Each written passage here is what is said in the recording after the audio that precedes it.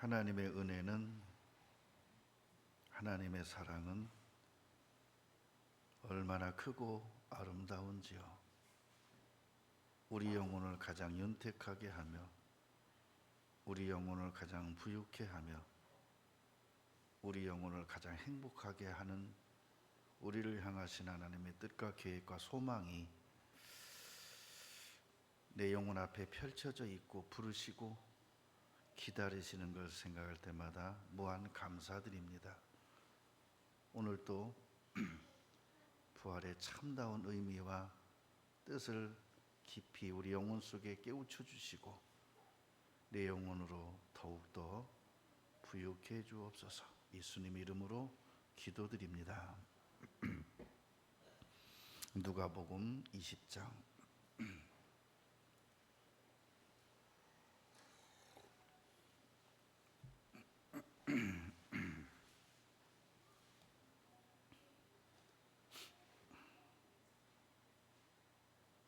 34절.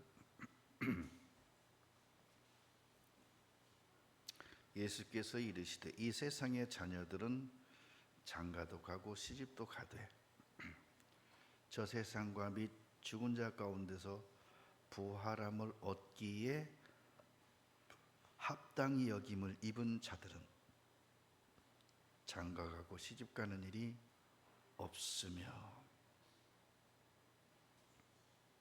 저희는 다시 죽을 수도 없나니 이는 천사와 동등이요 부활의 자녀로서 하나님의 자녀임이니라. 여기서 이 부활을 다시 생각하는 계기가 됐습니다.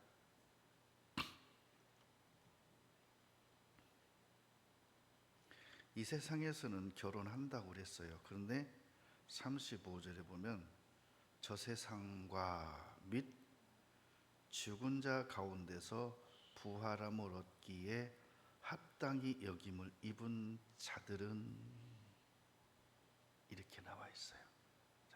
죽은 자 가운데서 하는 것은 이미 결혼하는 세상을 떠나서 다음 세상에 가 있는 사람들은, 근데 그 사람들은 부활했다 안 했다? 아직 안 했다. 그래서 부활하게 되면요, 이 세상에 있는 사람이나 저 세상에 있는 사람이나 부활은 동시에 일어난다는 거죠. 근데 죽은 자 가운데서 부활의 영광을 얻기에 합당치 않은 사람들도 부활은 하는데, 그죠? 근데 저희는 다시 죽을 수도 없나니 천사와 동등이요. 그러면 거듭나지 못한 사람은 부활할 때 누구와 동등일까요? 자, 하나님이 합당히 여기시는 부활을 가진 사람은 천사와 동등이요. 자, 구원받지 못한 사람은 누구와 동등일까요? 마귀 사단과 동등이요. 부활의 자녀로서 하나님의 자녀임이니라. 참 그렇구나. 부활의 자녀. 그러니까는 부활함을 얻기에 합당히 여김을 입은 사람은 부활의 자녀요. 똑같이 부활을 하는데 마귀와 동등으로 부활하는 사람은 부활의 자녀가 아니고 하나님의 자녀가 아니다. 유튜브에 부활의 종류와 천국의 종류라는 타이틀을 가지고 성경을 강의하는 어느 목사님의 유튜브가 떠 있길래 제 눈이 반짝 빛나면서 진짜 부활의 종류를 알고 있는 분이 있다고? 이 복음을 전한 분이 있다고 해서 들었더니 부활의 종류는 한마디도 말 안 하고 천국의 위치와 지옥의 위치, 지옥은 아래에 있고 천국은 위에 있고, 그냥 희한한 얘기, 성경을 찾아가면 해주는 것도 아니고 그 횡설수설하고 끝나더라고요. 놀라지 마세요. 그 조회수가 어마어마했어요. 조회수가. 아니, 부활의 종류가 성경에 나와 있잖아요. 천국과 지옥의 위치가 나와 있잖아요. 그걸 제대로 못 해주면서 그냥 시원하게 말하면서 끝내요. 여러분, 부활을 얻기에 합당히 여김을 입은 자들 그랬어요. 이 세상을 떠난 사람들 중에는요, 결혼하지 않죠. 그래서 오늘 제목은요, 부활의 자녀입니다.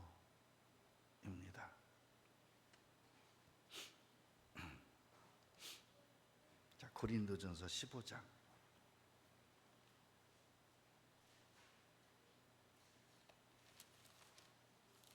고린도전서 15장 35절부터 누가 묻기를 죽은 자들이 어떻게 다시 살며 어떠한 몸으로 오느냐 하리니, 이걸 이렇게 표현하면 돼요.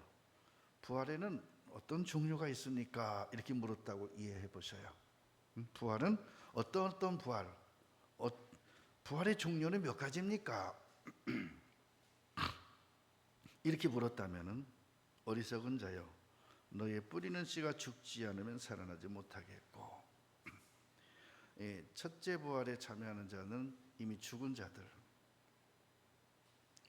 또 너의 뿌리는 것은 장래 형체를 뿌리는 것이 아니요 다만 밀이나 다른 것의 알갱이 뿐이로되, 여기서 뿌린다, 준비한다는 것은 이 세상에 있는 우리들. 그러면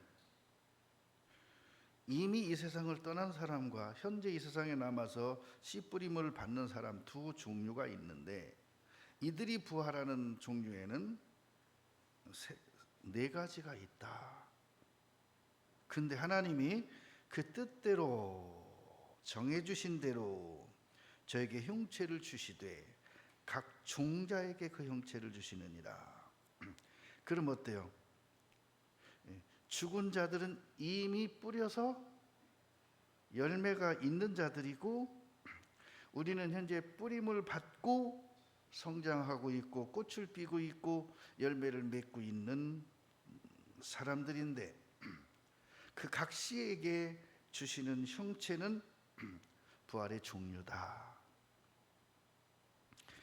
그래서 부활의 몸은 다 같은 부활의 몸이 아니니, 부활의 종류는 똑같지 않으니, 하나는 사람의 부활의 형상을 입을 것이요, 하나는 짐승의 부활의 형상을 입을 것이요, 하나는 새의 부활의 형상을 입을 것이요, 하나는 물고기의 부활의 형상을 입을 것인데,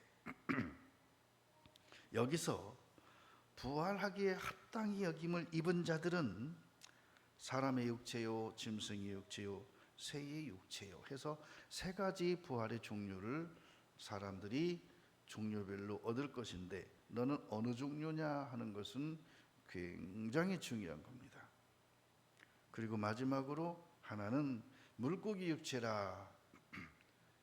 이것은 천사와 동등이 아니요, 이 물고기 육체는 사단, 마귀와 동등이요, 사람의 짐승의 새의 육체라는 것은 천사와 동등이요. 그래서 이 위에 있는 세 종류는 부활의 자녀요, 하나님의 자녀요, 물고기 육체는 마귀의 자녀다. 그래서 하늘에 속한 형체라고 하는 것은 하나님의 형상, 땅에 속한 형체도 있으나 물고기 육체, 하늘에 속한 자의 영광도 세 가지로 나누고, 땅에 속한 자의 영광, 마귀의 형상에도 세 가지가 나눈다.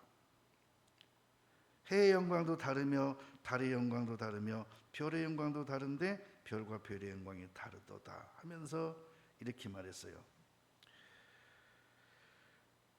하나는 사람의 육체요, 최고의 다스리는, 최고의 영광스러운, 최고의 아름다운 몸이요, 하나는 짐승의 육체요, 다스림 받는 수준, 일꾼의 수준. 하나는 새의 육체요, 탁월한 형체지만 이도 다스림 받는 형체. 물고기는 구원받지 못해 마귀들과 함께 심판받아 지옥에 떨어질 몸으로 부활하는 몸이 있다. 자, 죽은 자의 부활도 이 중에 하나. 근데 여기서요, 제가 부활을 이렇게 생각했어요. 자, 42절에 자, 썩을 것으로 심고 썩지 않을 것으로 다시 살며 이랬죠. 이 부분을 제가 부화하는 종류를 생각해 봤습니다. 부화의 종류. 나비도 있고 매미도 있고 잠자리도 있고. 자, 매미와 나비와 잠자리의 유충은 흉측합니다. 근데 잠자리의 유충은 이 뭐라 그러죠? 하수구, 또랑, 둔봉 속에 살아요. 잠자리의 유충은 시커매 가지고 굉장히 흉측하게 생겨 갖고 엄청나게 많은 걸 잡아먹고 살아요.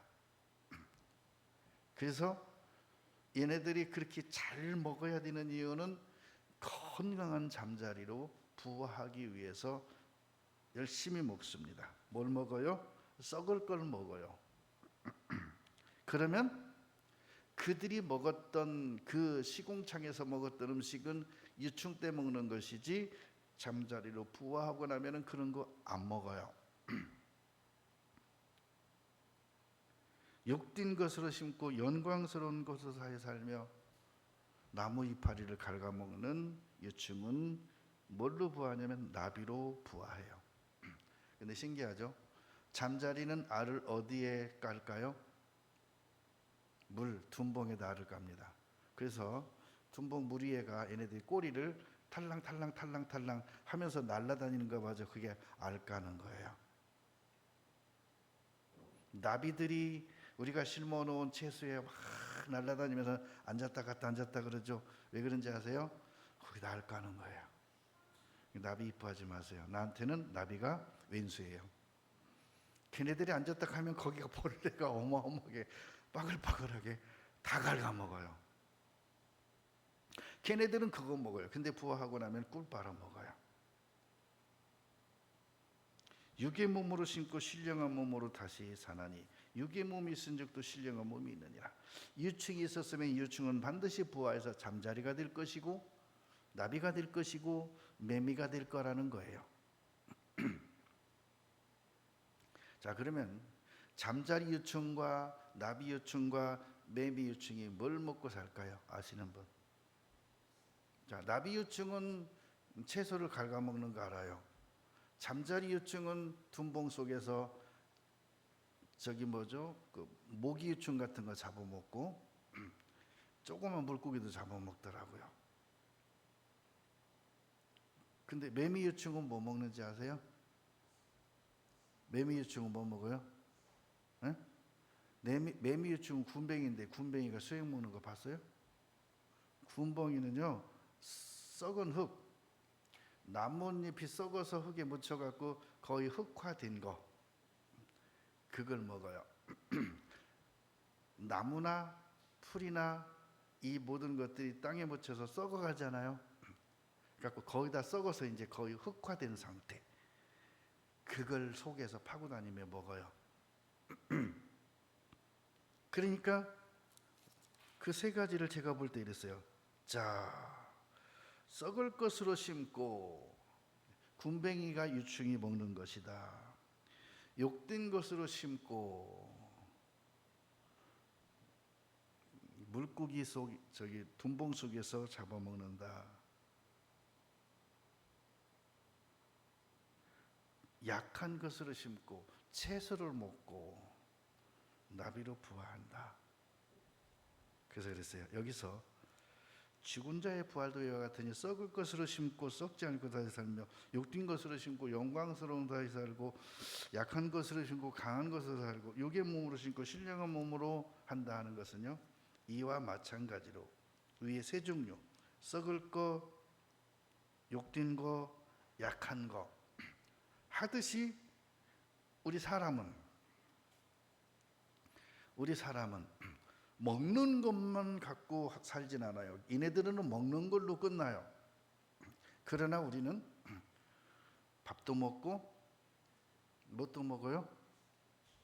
음료수도 먹고 물도 마시고 고기도 먹고 회도 먹고 또 뭣도 먹어요? 에? 뭐 먹어요? 에? 사랑도 먹고, 그죠? 사랑도 먹어요. 우리는 밥만 먹는 게 아니에요. 그리고 우리는 뭣도 먹어요? 말씀도 먹고 정보도 먹고. 그래서 우리가 먹는 거요, 밥 종류보다 더 많이 먹는 게 사랑이고, 눈으로 먹는 거, 귀로 들어서 먹는 거, 정보, 글, 이 양이 더 많아요. 우리 밥은요 사실상 양이 적어요. 근데 우리는 하루 종일 먹습니다. 뭘 먹죠? 눈으로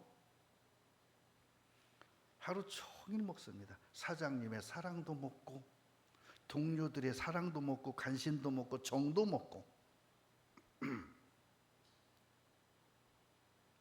그럼 우리가 가장 많이 먹어야 할 음식이 뭘까요? 응? 말씀. 하루 24시간 중에 여러분이 가장 많이 먹는 게 뭐예요? 근데 대부분이요, 죄를 가장 많이 먹고 살아요. 뭘 먹고 살아요? 죄. 그러고도 살아있는 게 기적이죠. 그리고 말씀은 간식이요. 아주 소량. 근데 진짜 맛있는 건 간식이에요. 그죠? 간식이 얼마나 맛있어요. 그래서 그랬어요. 씹는 개념을 우리는 너무 종교적으로, 행위적으로 생각했구나라고 생각을 했습니다. 이게 모르면 그렇게 가르치겠구나.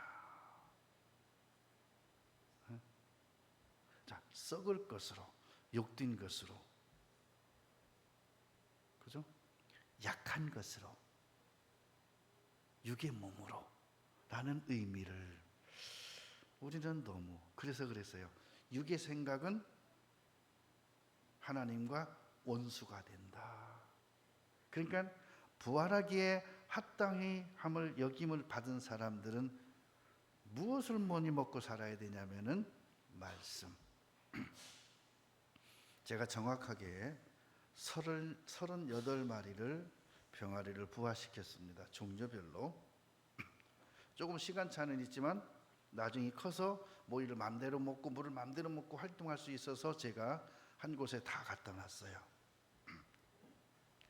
근데 다른 거 안 주고 병아리 모이만 주는데 하루에 한 마리씩 죽어나가는 거야.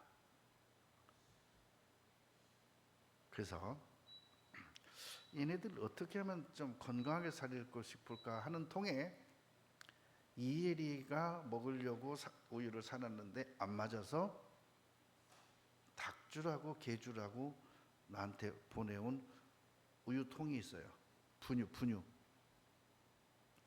그거를 병아리 살에다 섞어주니까 얘네들이요 거의 기절할 정도로 먹어요. 얼마나 달라들어서 막 다 헤치면서 먹는지.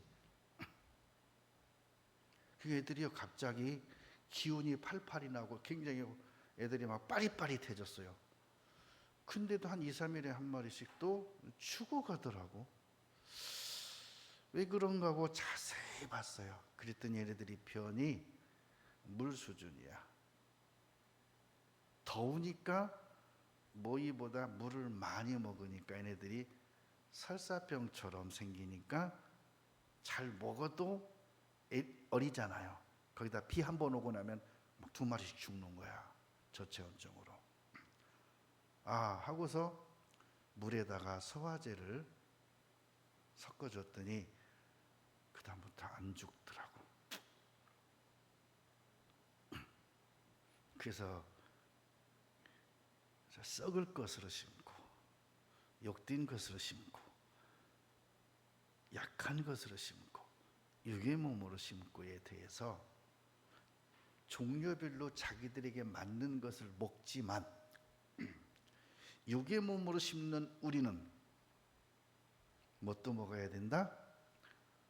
말씀도 먹어야 되는데 또 하나에 더 먹어야 될 게 뭐냐면 약이더라 이거야. 약. 안 먹으면 소화가 안 되더라. 말씀을 들어도 말씀이 소화가 안 돼. 언처 속에서. 자, 말씀이 안 내려가. 그럼 어떡하죠? 토해내더라 라는 거야. 약이 뭘까? 이해시키는 거는 한계가 있습니다. 이해시켜도 본인이 이해가 안 되는 건 어쩔 수 없는 거예요. 아무리 설명해줘도 이해가 안 되는데. 그래서 이렇게 생각했어요. 약이 뭐냐? 그 영혼이 무엇을 먹어도 건강할 수 있고 소화가 잘 되게 할 수 있는 것은 풍성한 교제요, 성령의 강하게 역사하심이 각 사람 속에 절대적으로 필요하구나 하는 것을 느꼈어요. 그래서 우리 영혼의 약은 세상 약이 아니에요. 소화제가 아니에요. 내 안에 계신 성령님이 말씀을 깨우쳐 주시면 이해가 되는 거고 믿어지는 거고, 성령이 깨우쳐 주지 않으면 이해가 안 되고 안 받아들여지고 안 믿어지는 거예요. 그럼 성령이 없어서냐? 아닙니다. 각 사람 속에, 구원받은 사람 속에 성령이 계십니다. 그러면 왜 성령이 그 사람 속에서 약이 되지 못하냐면 내가 성령을 있는데 사용을 안 하고 안 먹는 거예요. 책상 위에 소화제가 있는데 속으로 털어나면서 토하면서도 그 약을 안 먹으면 어떻게 되는 거예요? 그래서 각 사람 속에 있는 성령이 그 사람을 유익하게 한다라고 되어 있습니다. 그렇구나. 성령을 의지하고 성령을 힘입고 성령을 사용할 수 있는 사람들이 가장 건강한 사람이구나. 자기를 사랑하는 사람이구나. 그리고 잘 먹는 사람이겠구나라는 생각을 한 거예요. 그래서 부활의 자녀로서, 하나님의 자녀로서 부활하게 합당하심을 입은 사람들은 반드시 내 속에 성령이 거하는 것을 인지하고 그 성령과 동행하고 성령을 의지하는 것이 최고의 힘이다라는 것이 지식이 아닌, 성경에 그렇게 기록이 되어 있습니다. 그죠? 육의 생각은 하나님의 생각과 뭐가 된다고? 전쟁을 해, 싸워, 부닥쳐, 원수가 돼. 그래서 하나님의 뜻을 이루지 못해. 그렇게 알았던 모든 것들이 내가 육신의 생각을 할 수밖에 없는 것은 성령을 전폭적으로 지지하지 않기 때문에 내 속에 다른 생각이 나를 지배하게 되는 거구나. 그래서 병아리가 지금은 한 마리도 안 죽습니다.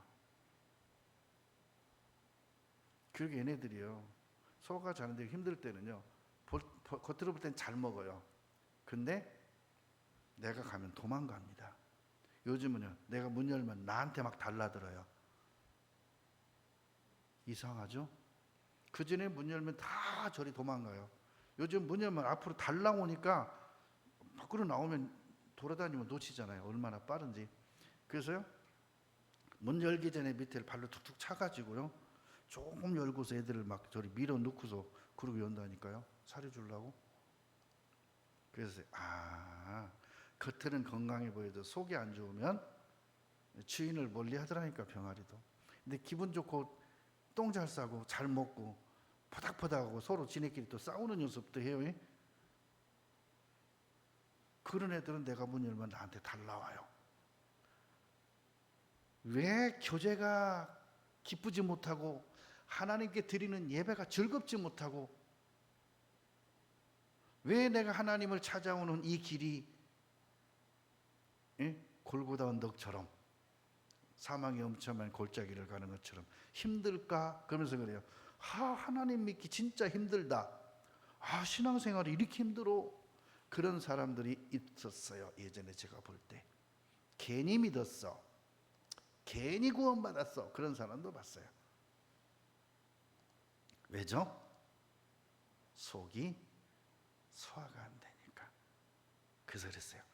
부활하시기에 합당하심을 입은 사람들은요, 정말로 이것이 내의 전부가 되지 않으면 거기에 대한 전부가 된 프로테지만큼 내가 하나님을 찾아가는 힘이 비례할 거예요. 내가 말씀을 소화를 잘하는 비율만큼 하나님의 사랑하는 비율이 커질 거예요. 내가 하나님을 사랑하는 거, 내가. 자, 고린도전서 15장 51절 봅니다. 보라, 내가 너에게 비밀을 말하노니 우리가 다 잠잘 것이 아니요 마지막 나팔에 순식간에 호란이 다 변화하리니. 나팔 소리가 나며 죽은 자들이 썩지 아니할 것으로 다시 살고 우리도 변화하리라. 나팔 소리가 뭘까요?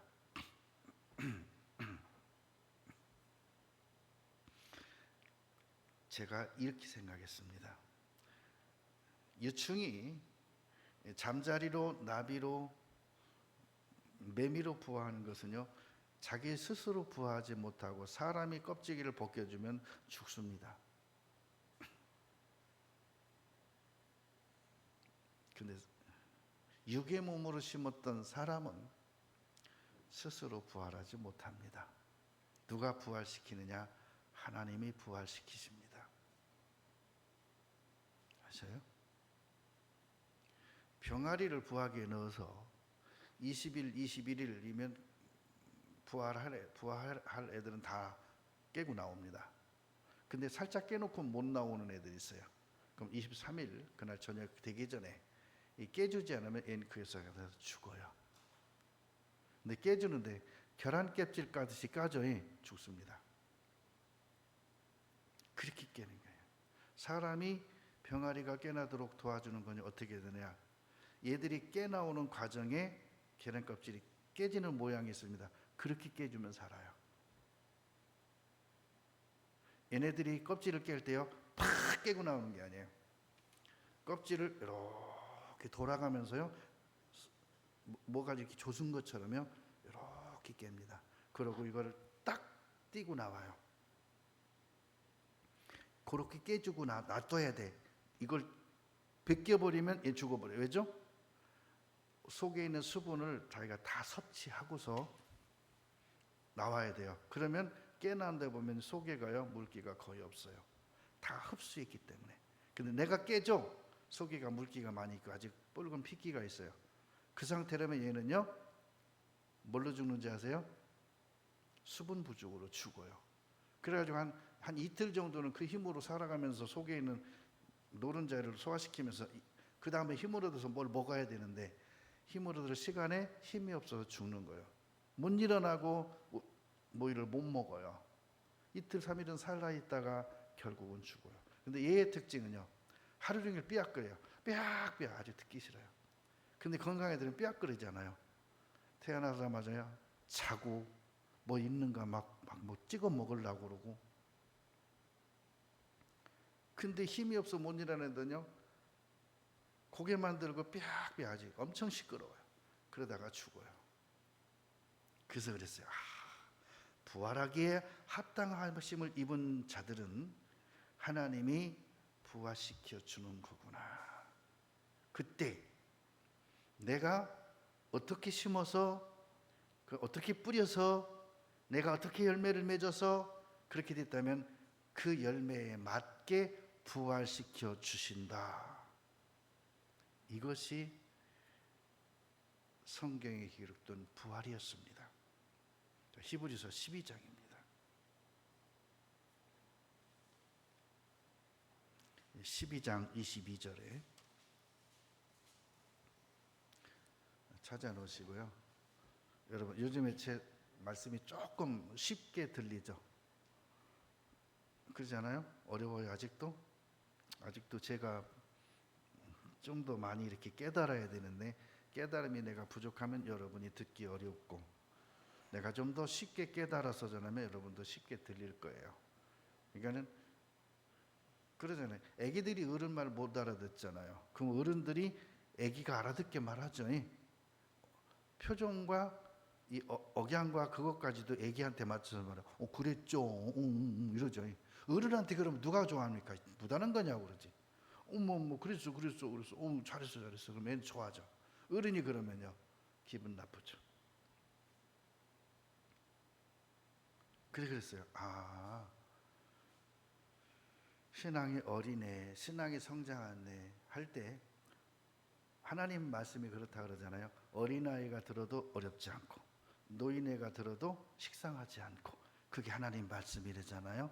그러면 어린아이가 들어서 어렵지 않게 하려면 목사님의 말씀을 쉽게 해야 돼요. 노인네, 어린아이와 노인네가 같이 앉아있는 상태에서 어른이 들어도 식상하지 않고 어린아이가 들어도 어렵지 않게 설교하는 것이 최고의 명설교랍니다. 그럼 어떻게 해야 될까요? 설교자가 성령을 힘입어 하면 그 성령이 알아듣게 하니까 쉽게 들릴 거고, 설교자가 성령을 의지하지 못하고 설교하고 지식으로 설교하면 어느 한 층은 알아듣기 쉽겠지만 나머지 층은 알아듣기 어려울 거다라는 생각이에요. 그러니까 듣는 이에게 책임이 있는 게 아니라 전하는 이에게 책임이 있다라는 걸 느낀 거예요. 그러고 생각하니까 예전에는 설교하다가 중간중간에 기분 나쁠 때 있어요. 표현은 안 해요. 근데 설교하다가 굉장히 갑자기 기분이 팍 나빠져요. 그럼 설교가 막혀버려요. 우리 때가 아니고 옛날에 저 어디 있을 때 그럴 때. 왜죠? 못 알아듣는 거 갖고 딴짓하고 앉았고 이거 보고 앉았거든. 이거. 그러니까는 첫 광고 시간에 뭐 하는지 아세요? 핸드폰 꺼 이럽니다. 처음에는 뭐라죠? 무음으로 놓고 보니까 꺼 그럽니다. 왜요? 말씀 시간에 말씀을 안 듣고 보니까. 근데 설교하다가 보면 다 보이거든요. 자기는 숨어서 하는 것 같고 덩치 큰 사람 뒤에서 하는 것 같지만 다 보이거든요. 근데 그 사람에게도 문제도 있지만 그 사람의 관심사를 내가 던지면 그거 안 하고 들을 텐데, 관심을 가질 텐데 내가 그 사람의 관심사를 노크를 못한 거예요. 그죠? 문을 두드리면 안에서 반응을 할 텐데 마음을 못 두드린 거예요. 근데 예수님께서는 어느 사람이 있든지 간에 말씀을 하면 그 안에 있는 사람들이, 그 수많은 사람들이 다 알아들었다는 거예요. 그래서 중요한 건 그거예요. 내가 깨달았다고 하나 부분적으로 지식적이고 부분적으로 교리적이었다면 여러분에겐 획일적으로 들릴 것이고 똑같은 말 반복하는 거로 들리겠지만, 이 깨달아져서 전할 때에는 성경 기절은 똑같은 기절인데 들리는 것이 들을 때마다 다르게 들리고 새롭게 들릴 거예요. 자, 22절 봅니다. 그러나 너희가 이른 곳은 시온산과 살아계신 하나님의 도성인 하늘의 예루살렘과 우리 하나님과 예수 그리스도께서 통치하시는 성, 천만 천사와 하늘에 기록한 장자들의 총회와 하나님과 예수 그리스도가 계신 도성 안에 장자들을 위해 마련해 놓으신 총회가 있고, 교회와 만민의 심판자이신 하나님과 및 온전케 된 의인의 영들과 새 언약의 중보이신 예수와 및 아벨의 피보다 더 낫게 말하는 뿌린 피니라. 자, 그러면 이 고린도전서 15장에 확실하게 나와 있어요. 부활의 종류가. 그리고 이 부활의 종류 중에 첫째 부활의 종류는 사람의 형상이요, 짐승의 형상이요, 새의 형상이요 하는 이들이 부활한 후로 그 다음 세상에 가서 다스리는 수준의 세상에 가서 그곳에서 어디에서 무엇을 하며 어떻게 살 것인지라고 할 때에 최고의 다스리는 수준인 장자들의 총회가 있고, 그 다음에 교회의 층이 있고, 그리고 의인의 영들의 총회가 있다. 그리고 이 모든 것을 이루는 끝에는 우리 예수님이 영원한 대제사장이 되어서 그곳에서 계속 드려지는 제사가 드려지는 성소가 있다. 이렇게 돼 있어요. 그때 딱 보는 순간 나는 잠자리 유충이냐, 나는 나비 유충이냐, 나는 매비 유충이냐? 아니다. 나는 잠자리나 나비나 매미가 아니라 나는 사람이요, 하나님의 형상이요, 다스리고 정복하라고 하시는, 이게 진정으로 뭘 다스리며 뭘 정복하는지에 대해서 말씀하신 이 진정한 의미가 이런 거였구나 할 때의 마음에 엄청난 소망과 엄청난 나에게 희열이 주어지는 거예요. 에스겔 3장 보겠습니다. 자, 에스겔 3장 1절에 그가 또 내게 이르시되 인자야 너는 받는 것을 먹으라. 너는 이 두루마리를 먹고 가서 이스라엘 족속에게 고하라 하시기로. 자, 에스겔은 선지자입니다. 선지자에게도 말씀을 주시고 백성들에게도 말씀을 주시지만 똑같은 말을 주면서 이렇게 말합니다. 이 말씀은 네가 먹어. 똑같은 사탕을 주면서 이 사탕은 네가 먹어, 요거는 누구에게 주고 했다면 겉모양은 똑같지만 사탕에 들어있는 내용물은 다를 겁니다. 에스겔이 그랬습니다. 너 이 말씀 받아 먹어. 내가 입을 벌리니 그가 그 두루마리를 내게 먹이시며 내게 이르시되 인자야 내가 내게 주는 이 두루마리로 내 배에 넣으며 내 창자에 채우라 하시기에 내가 먹으니 그것이 내 입에서 달기가 꿀 같더라. 자, 그러면 모세가 먹은 말씀은 뭘까요?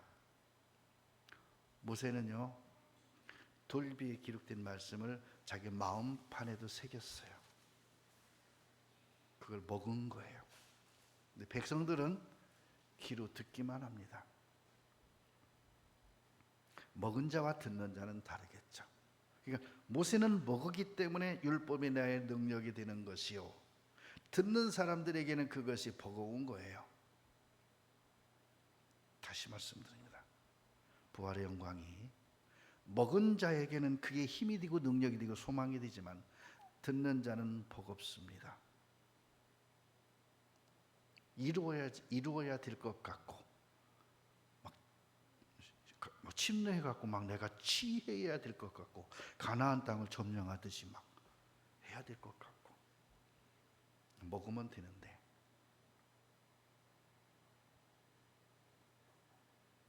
에레미야 23장입니다.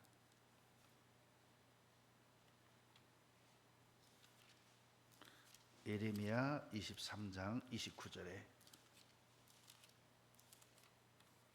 23장 29절에 나 여호와가 말하노라 내 말이 불같지 아니하냐 반석을 쳐서 부서뜨리는 방망이 같지 아니하냐. 여러분 생선 찌개 해놓은 걸 뭐라 그래요? 응? 매운탕. 매운탕에 제가 넣어 먹는 거 있죠. 와사비. 와사비를요, 그 오리지널 와사비를 넣으면요, 넣고서 탁 한 숟갈을 입에 떠넣으면요, 코에 가서 와사비 향과 그 매운 게 팍 찌르면서 콧구멍을 열어줘요. 그죠? 시원해요. 근데 못 먹는 사람 먹으면 뚫리는 정도가 아니라 눈알이 뽑혀 나오려고 그래요. 얼마나 독한지 막 정신이 없어요. 막 기가 아리고 위가 아프고 막. 그죠? 그래서 그랬어요. 먹은 자와 본 자는 달라요. 먹은 사람은 와, 이 맛이지, 기가 막혀. 먹어보면 기가 막힌 게 아니라 죽어요. 그 사람은 죽어. 여러분, 부활의 영광이요, 하나님이 먹으라 하면요, 겉으로는 맵게 보이지만 쓰지만 들어가면 속에서 달아요. 그리고 굉장히 유익하게 해요. 그러니까 이 말씀이 들어가면요, 막 몸에서 막 힘이 불끈불끈 나요. 아주 피곤해 갖고 막 정말로 막 집에까지 가기가 힘들 정도로 피곤한 날이 있어요. 그때 우황청심원 하나 먹으면요, 그 발걸음 가볍게 집에까지 갑니다. 그죠?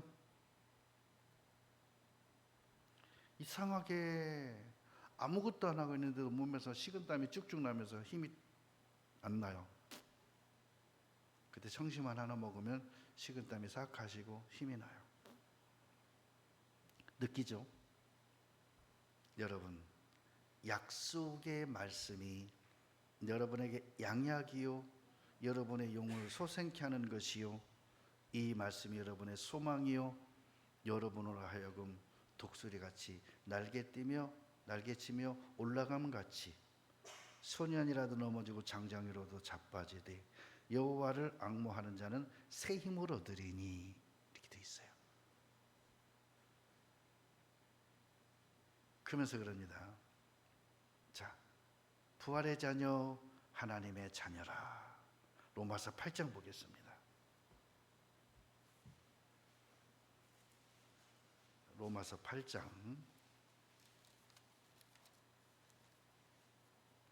17절에 자녀이면 또한 후사 곧 하나님의 후사요.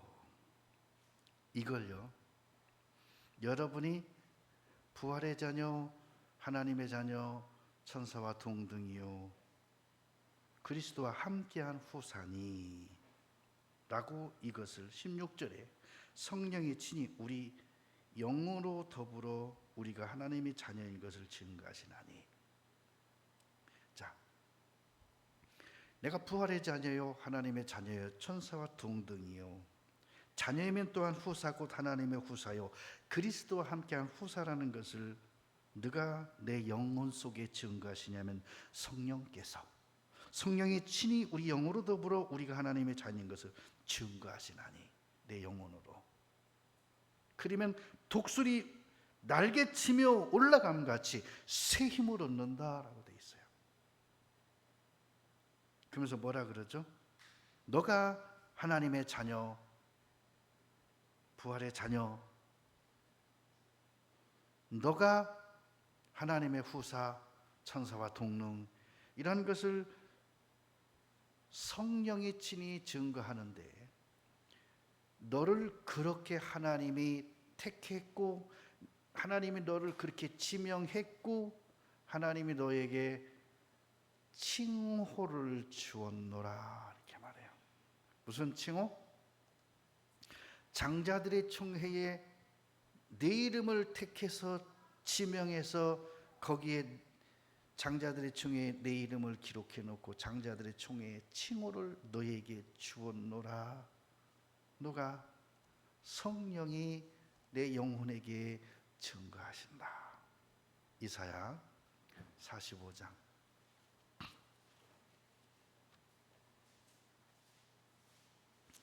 이사야 45장 4절에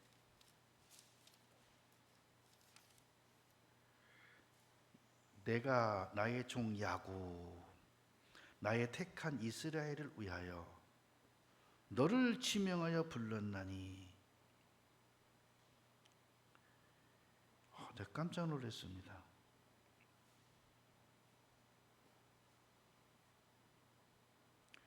내가 나의 종 야곱, 나의 택한 이스라엘을 위하여 누굴 지명했다고요? 고레스 왕. 그러면 야곱은 장자의 장자권을 얻은 자를 의미해요. 그를 위하여 누굴 지명했다고요? 고레스를 지명하고 그의 오른손을 잡고. 누가요?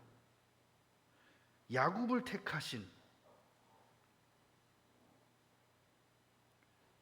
야곱을 지명하신 그분이 나를 지명해서 내 오른손을 붙잡고 불렀대요. 그러면서 너는 나를 몰랐었지? 그래도 나는 내게 칭호를 주었노라. 고레스에게 무슨 칭호를 주었어요? 야곱에게 주신 칭호가 있죠. 너는 이스라엘이라 하라. 하나님과 겨루어 이기었습니다. 요한계시록에 보죠. 이기는 자는, 그리고 끝까지 내 일을 지키는 자는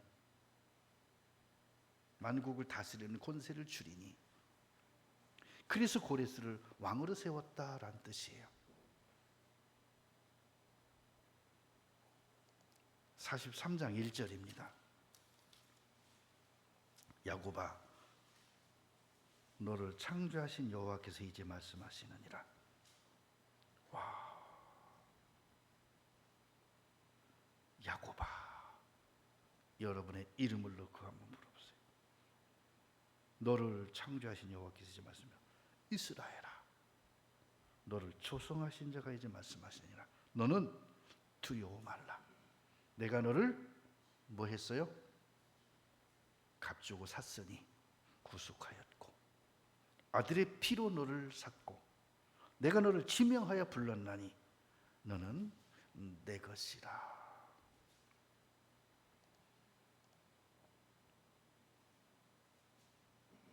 이 말이 불 같지 아니하냐, 반석을 쳐서 부서뜨리는 방망이 같지 아니하냐. 너는 이걸 먹고 속에 채우라. 근데요, 불보다 더, 방망이보다 더 너를 창조하신 여호와께서 말씀하십니다. 다스려라. 창세기 1장 보겠습니다. 창세기 1장 26절에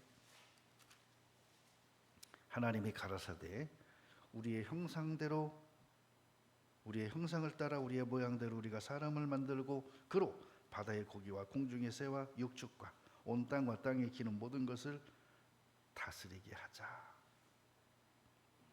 28절 하나님이 그들에게 복을 주시며 그들에게 이르시되 생육하고 번성하여 땅에 충만하라. 땅을 정복하라. 바다의 고기와 공중의 새와 땅에 움직이는 모든 생물을 다스리라 하시니라. 다스리래요. 다스리래요.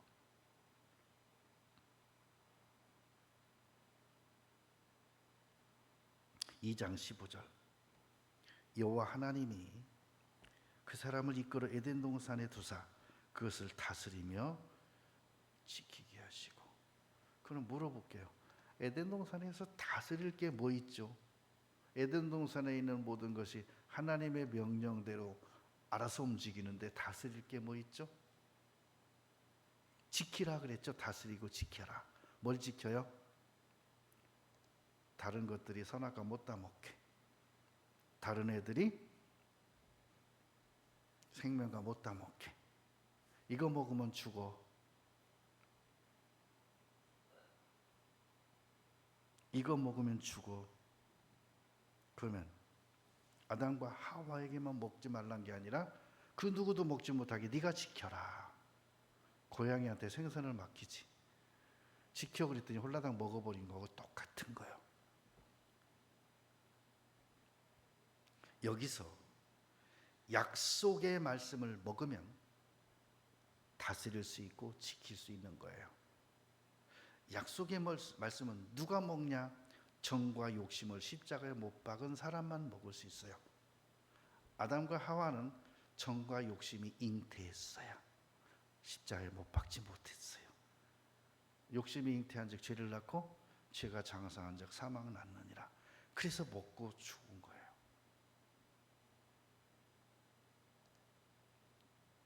그래서요, 요한복음 17장 봅니다.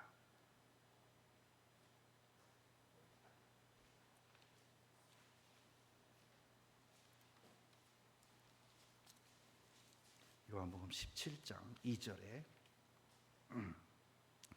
아버지께서 아들에게 주신 모든 자에게 영생을 주게 하시려고 만민을 다스리는 권세를 아들에게 주셨음이로소이다. 자, 처음에 아담에게 그랬죠. 다스리고 지켜라. 예수님에게도 그랬습니다. 다스려라. 똑같이 말씀하셨어요. 아담에게 하신 말씀을 하나님은 예수님에게도 다스려라. 그래서 다스리는 권세를 아들에게 주셨음이로소이다. 예수님은 죄를 잘 다스리셨고 자신을 잘 다스리셨고 사단 마귀를 잘 물리쳤어요. 아담은 다스리지 못했고 지키지 못했어요. 오히려 지네들이 먹었어요. 여러분, 부활의 영광 다스리고 지키세요. 여러분의 것은 본인이 지키는 겁니다. 지키지 못하면 책임이 따라요.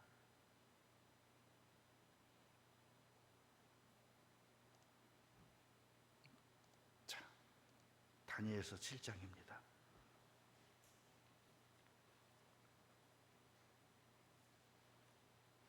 다니엘서 7장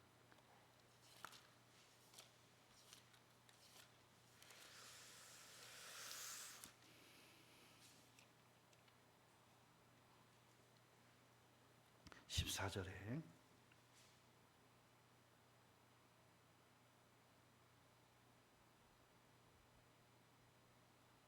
그에게 권세와 영광과 나라를 주고 모든 백성과 나라들과 각 방언하는 자로 그를 섬기게 하였으니 그 권세는 영원한 권세라 옮기지 아니할 것이요 그 나라는 패하지 아니할 것이라.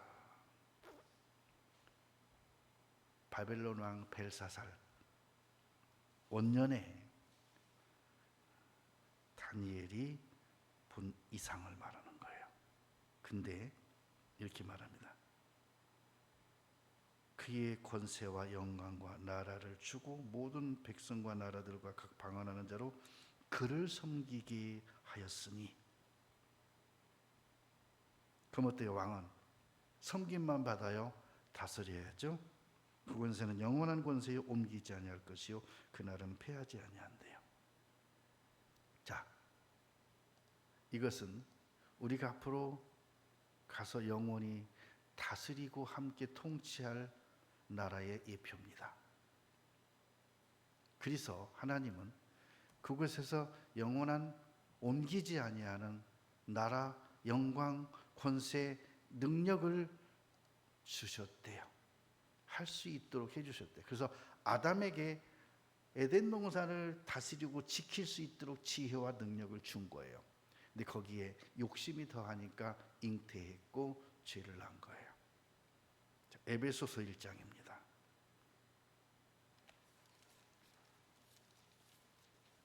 에베소서 1장 21절에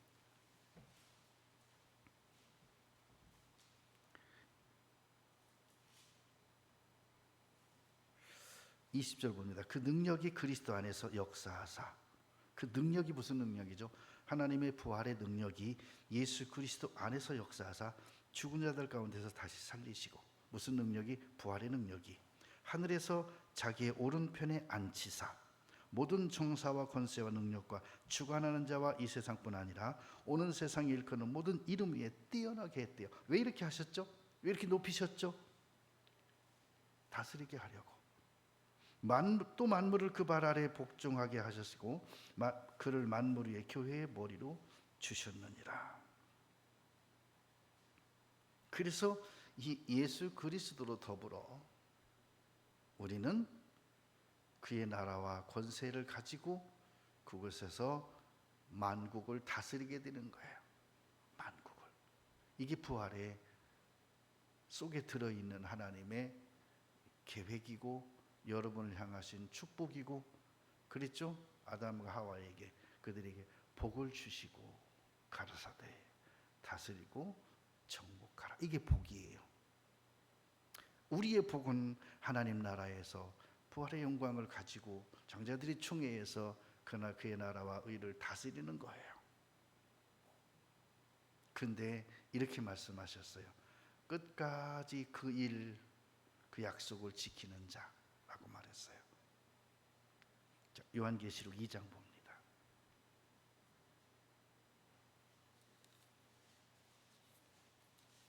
자, 요한계시록 2장 26절에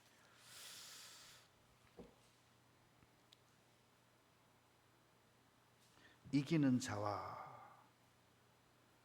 끝까지 내 일을 지키는 그에게. 근데 여기서 말했어요. 이기고 지키는 게 뭐냐? 25절에 다만 너에게 있는 것을 내가 올 때까지 굳게 잡으라. 자, 누가 이기고 지킬 수 있어요?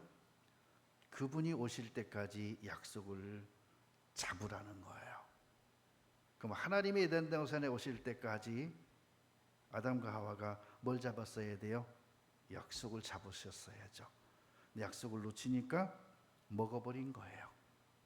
이기는 자와, 그래서 욕을 이기지 못하고 욕심을 이기지 못하고 내 일을 지키는 그에게는, 그죠?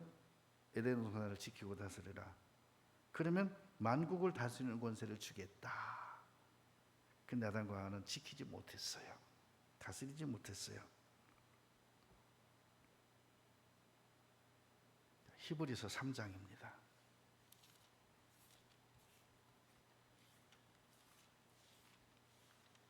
히브리서 3장 6절에 그리스도는 그의 집 맡은 아들로 충성하였으니 우리가 소망의 담대함과 자랑을 끝까지 견고히 잡은 그의 집이라. 아담과 하와는 그의 집 맡은 아들로 충성치 못하였으니 소망의 담대함과 자랑을 견고히 끝까지 잡지 못했느니라. 그러므로 성령이 이르신 바와 같이 오늘 너희가 그의 음성을 듣거든. 14절 봅니다. 우리가 시작할 때 확실한 것을 끝까지 견고히 잡으면 그리스도와 함께 참여한 자가 되리라. 그죠? 시작할 때 아담이 세상 시작한 사람이죠. 확실한 것이 끝까지 견고히 뭐요? 다스리는 거죠. 지키는 거죠. 그러면 누구와 함께 참여한 자예요? 영원한 왕 예수 그리스도와 함께 참여한 자가 되리라. 여러분, 아브라함한테는 멜기세덱이 오셨습니다. 아브라함은 멜기세덱을 찾아서 11조를 드렸습니다. 그리고 그에게 축복을 받았는데 아브라함은 멜기세덱을 통해 받은 축복, 그리고 하나님이 아브라함을 부르실 때 약속하신 약속의 말씀을 소망으로 끝까지 견고히 잡고 이 세상을 갔습니다. 그러나 그의 조카 롯이나 욥은 그 소망과 자랑이 없었고 멜기세덱을 만나지도 못했고 축복도 받지 못했어요. 하나님은 그렇게 합니다. 복 주시며 가라사대 다스리고 정복하라. 그겁니다. 부활의 자녀, 약속의 자녀, 하나님의 자녀, 천사와 동등인 우리는 장자들의 총회에 내 이름을 기록하시고는 우리를 부르셨다는 사실, 그분의 은사와 부르심에는 결코 후회하심이 없다라는 사실을 여러분 마음속 깊숙이 새기시고, 무슨 일이 있고 어떠한 일이 있더라도 좌우로 치우치고 흔들리지 마시고 끝까지 견고히 굳게 잡아 그리스도의 집으로서 그분과 함께 참여한 자가, 인정된 자로 최고 승리자가 됐으면 좋겠습니다. 함께 기도하겠습니다. 고맙고 감사하신 주님, 내 영혼을 창조하시고 나를 부르시고 내 이름을 장자들의 총회에 기록하시고 그 약속의 말씀을 내게 주사 또한 증거하는 수많은 말씀을 해석하는 성령의 역사를 통해서 나를 이끌어 가심을 감사합니다. 사랑하는 형제 자매들을 이끌어 주시고 축복하시고 축복이 저들의 것으로 잘 지키고 이기는 자들로 함께 해 주옵소서. 예수님 이름으로 기도드립니다.